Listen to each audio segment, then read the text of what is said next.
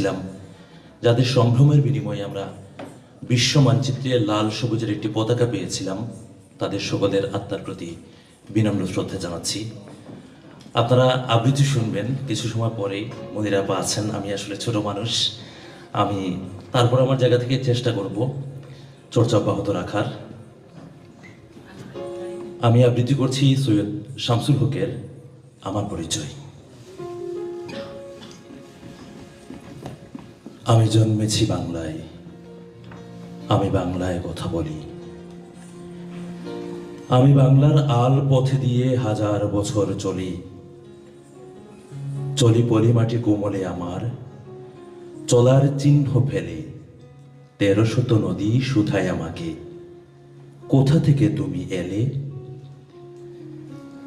আমি তো এসেছি চর্যাপদের অক্ষর গুরু থেকে, আমি তো এসেছি সৌদাগরের ডিঙার বহর থেকে, আমি তো এসেছি কৈবর্তের বিদ্রোহী গ্রাম থেকে, আমি তো এসেছি পাল যুগ নামে চিত্রকোলার থেকে, এসেছি বাঙালি পাহাড়পুরের বৌদ্ধ বিহার থেকে, এসেছি বাঙালি চৌড় বাংলার মন্দির বেদি থেকে, এসেছি বাঙালি বরেন্দ্র ভূমে সোনা মসজিদ থেকে, এসেছি বাঙালি আউল বাউল মাটির দেউল থেকে, আমি তো এসেছি সার্বভৌম ১২ ভূঁইয়ার থেকে, আমি তো এসেছি কমলার দিঘি মহুয়ার পালা থেকে, আমি তো এসেছি তিতুমির আর হাজি শরীয়ত থেকে, আমি তো এসেছি গীতাঞ্জলি ও অগ্নিবীণার থেকে, এসেছি বাঙালি ক্ষুদিরাম আর সূর্য সেনের থেকে,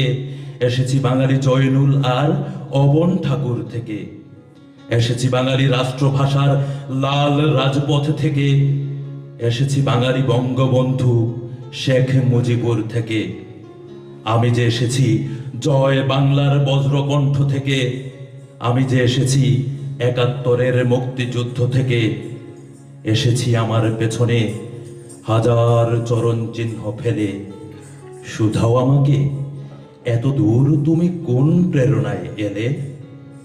তবে তুমি বুঝি বাঙালি জাতির ইতিহাস শোনো নাই? সবার উপরে মানুষ সত্য, তাহার উপরে নাই।